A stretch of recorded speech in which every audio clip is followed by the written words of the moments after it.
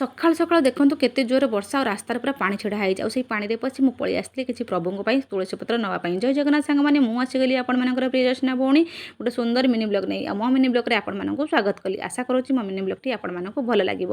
ତ ସକାଳର ନିତ୍ୟକର୍ମ ସରିଲା ପରେ ମୁଁ ପଳେଇ ଯାଇଥିଲି ବାଡ଼ିକି କିଛି ଫୁଲ ତୋଳିବା ପାଇଁ। ଆଉ ଦେଖନ୍ତୁ ବହୁତ ସାରା ଫୁଲ ଆଉ ତୁଳସୀ ପତ୍ର ଧରି ବସି ପଡ଼ିଛି ଗୋଟେ ସୁନ୍ଦର ଭାବରେ ମାଳ କରିବା ପାଇଁ। ଆଉ ମାଳ କ'ଣ ପାଇଁ ବନାଉଛି ନିଶ୍ଚିତ ଭାବରେ ସବୁକିଛି ଏଇ ଭିଡ଼ିଓ ମଧ୍ୟରେ ଆପଣମାନଙ୍କୁ କହିବି। ଆପଣମାନେ ପୁରା ଫୁଲ୍ ଭିଡ଼ିଓ ଦେଖନ୍ତୁ, ସବୁକିଛି ଜାଣିପାରିବେ। ହଁ ସାଙ୍ଗମାନେ, ଯଦି ମୋ ଭିଡ଼ିଓ ଆପଣମାନଙ୍କୁ ଭଲ ଲାଗିବ ତାହେଲେ ମୋ ଚ୍ୟାନେଲକୁ ସବସ୍କ୍ରାଇବ୍ କରିଦେବେ ଆଉ ଲାଇକ୍ କରିବା ପାଇଁ ଜମାରୁ ବି ଭୁଲିବେନି। ଆଉ ଦେଖନ୍ତୁ ଏଠି 3ଟା ମାଳ ମୁଁ ଗୁନ୍ଥି ଦେଇଛି। ଆଜି ହେଉଛି ପବିତ୍ର ରଥଯାତ୍ରା। ରଥଯାତ୍ରା ଉପଲକ୍ଷେ ମୋ ତରଫରୁ ଅନେକ ଅନେକ ଶୁଭେଚ୍ଛା ଓ ଶୁଭକାମନା। ଆଜିର ଦିନଟି ଆପଣମାନଙ୍କ ଶୁଭ ମଙ୍ଗଳମୟ ହେଉ, ଏତିକି ମହାପ୍ରଭୁଙ୍କ ମୋର ପ୍ରାର୍ଥନା। ଆଜିର ଦିନଟାକୁ ଏନ୍ଜୟ କରନ୍ତୁ। ଆଉ ଦେଖନ୍ତୁ ମୁଁ କୋଉଭଳିଆ ଭାବରେ ଏନ୍ଜୟ କରୁଛି। ମହାପ୍ରଭୁଙ୍କୁ ଝୁଲେଇ ଝୁଲେଇ ଆଣି ତାଙ୍କୁ ଏମିତି ସବୁ ମାଳ ପିନ୍ଧେଇ ସଜେଇକି ଏମିତି ବସେଇଦେଲି। ଆଉ ମହାପ୍ରଭୁ କେତେ ସୁନ୍ଦର ଦେଖାଯାଉଥିଲେ ସାଙ୍ଗମାନେ। ଆଉ ଦେଖନ୍ତୁ ଆଉ ମୋ ମାଳ କେମିତି ଲାଗୁଛି ନିହାତି କମେଣ୍ଟରେ ଜଣାଇବେ। ଆଉ ଯେହେତୁ ମୋର ଛୋଟ ଛୋଟ ଠାକୁର ଛୋଟ ଛୋଟ ମାଳ କରିଛି, ମୋତେ ତ ବହୁତ ସୁନ୍ଦର ଲାଗୁଥିଲା। ଛୋଟ ଛୋଟ ଏମିତି ମାଳ ଗୁନ୍ଥିଆ ଆଉ ମହାପ୍ରଭୁଙ୍କୁ ପିନ୍ଧେଇବା ମୋତେ ବହୁତ ଖୁସି ଲାଗେ। ମୋର ଛୋଟ ବେଳରୁ ମୋର ଏସବୁ ମୋତେ ଭଲ ଲାଗେ। ମାଳ ଗୁନ୍ଥିବା, ଫୁଲ ତୋଳିବା, ଠାକୁରଙ୍କୁ ପିନ୍ଧେଇକି ସଜେଇବା ମୋତେ ବହୁତ ଖୁସି ଲାଗେ। ତ ସକାଳର ପୂଜା ପାଠ ସରିଲା ପରେ ମହାପ୍ରଭୁଙ୍କୁ ଏମିତି ଝୁଲେଇ ଝୁଲେଇକି ଶ୍ରୀମନ୍ଦିରରୁ ନେଇକି ଆସିଲା ମୋ ପୁଅ। ଶ୍ରୀମନ୍ଦିରରୁ ନେଇକି ଆସୁଛନ୍ତି କେଉଁଠିକି, ମା ଗୁଣ୍ଡିଚା ମନ୍ଦିରକୁ। ଆଉ ଦେଖନ୍ତୁ ଏଠି ଆମର ରଥ ନିର୍ମାଣ ହେଇକି ପୁରା ରହିଛି, କେତେ ସୁନ୍ଦର ରଥଟେ। ଆଉ ସେଇ ଖୁସିରେ ମୋ ପୁଅ ଏଠି ବାଜା ବଜାଉଛି। ଆଉ ପ୍ରଭୁଙ୍କୁ ଏଠି ଆମେ ରଥରେ ସ୍ଥାପନା କରିଦେଲୁ। ଆଉ କୁନି ରଥଟି ଦେଖନ୍ତୁ କେତେ ସୁନ୍ଦର ଲାଗୁଛି।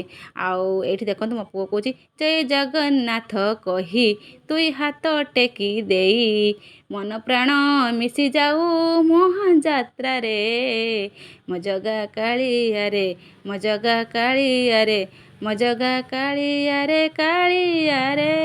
ଜୟ ଜଗନ୍ନାଥ କି ଜୟ, ଜୟ ଜଗନ୍ନାଥ କି ଜୟ, ଜୟ ଜଗନ୍ନାଥ କି ଜୟ। ତ ଆମେ ମହାପ୍ରଭୁଙ୍କୁ ବସେଇକି ଫୁଲ ଚନ୍ଦନ ଦେଇ ଆଳତି କରି ଏଠି ମହାପ୍ରଭୁଙ୍କୁ ଏଇଠି ମୁଣ୍ଡିଆ ମାରିଲୁ କି ସମସ୍ତଙ୍କୁ ଭଲରେ ରଖ ମହାପ୍ରଭୁ, ସମସ୍ତଙ୍କ ଦୁଃଖ ଦୂର କର।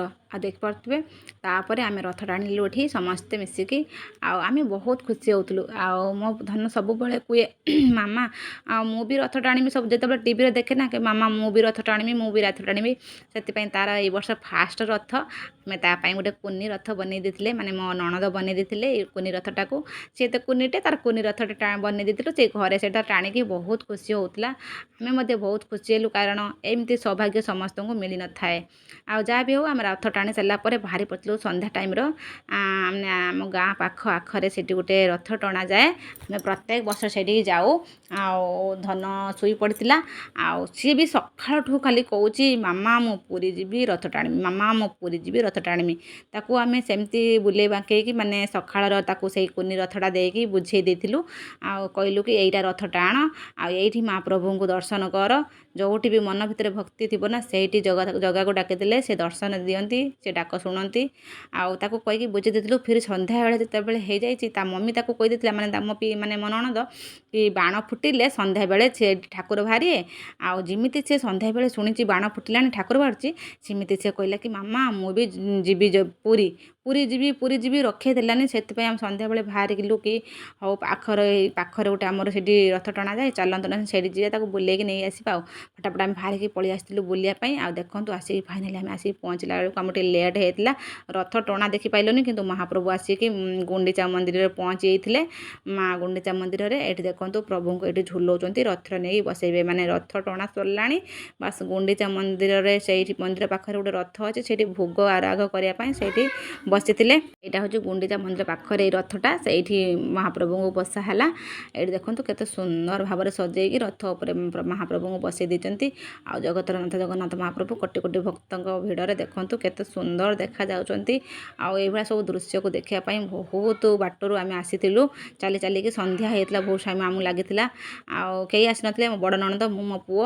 ବାସ୍ ପିଲାଟାର ମାନେ ଜିଦ୍ଦି ଯେ ମୁଁ ପୁରୀ ଯିବି। ଯେଉଁଠିକି ବି ହେଲେ କୁହନ୍ତି ନା, ଯେଉଁଠି ବି ଜଗାକୁ ଦର୍ଶନ କଲେ ସେଇଠି ବି ଦର୍ଶନ ସେ ଦେବେ। ଏଣିକି ପୁରୀ ହେଉ ବା ଯାହା ବି ହେଉ ମନ ଭିତରେ ଭକ୍ତି ଥିବା ଦରକାର। ବାସ୍ ଆମେ ଏଇଠି ଦର୍ଶନ କଲୁ, ରଥ ଟିକେ ଟାଣି ପାରିଲୁନି, ମନ ଦୁଃଖ, ଲେଟ୍ ହେଇଯାଇଥିଲା।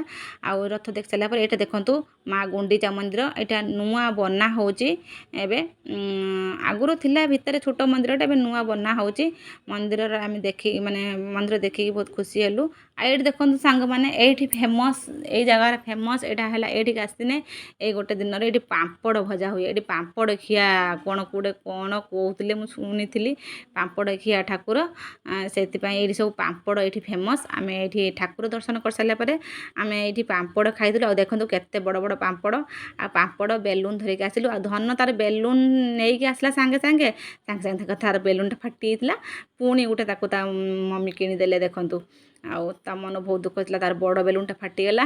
ଯାହା ବି ହେଉ ବେଲୁନ୍ କିଣି ସାରିଲା ପରେ ଆମେ ଏଇ ଯେଉଁ ପାମ୍ପଡ଼ କିଣିକି ଆଣିଥିଲୁ, ଏଠି ପାମ୍ପଡ଼ ଖାଇକି ଏଠି ଏନ୍ଜୟ କରୁଛୁ। ଆପଣମାନେ ପୁରା ଫୁଲ୍ ଭିଡ଼ିଓ ଦେଖିଥିବେ ମଧ୍ୟ, ଯଦି ଦେଖିଥିବେ ଫୁଲ୍ ଏନ୍ଜୟ କରିଥିବେ। ଏମିତି ସବୁବେଳେ ମୋ ଭିଡ଼ିଓ ଦେଖୁଥାନ୍ତୁ, ଆଉ ମୋତେ ବହୁତ ସାରା ଭଲ ପାଇବା ଦେଇଥାନ୍ତୁ। ଆଉ ଦେଖନ୍ତୁ ଆସିଲା ବେଳେ ଫ୍ରୁଟ୍ସ ଦୋକାନରୁ ଏଇ ନୂଆ ଗୋଟେ ଖଜୁରୀ କୋଳି ଆଣିଥିଲୁ, କେମିତି ଲାଗିଲା ନିହାତି କମେଣ୍ଟରେ କହିବେ। ରହିଲି, ଜୟ ଜଗନ୍ନାଥ।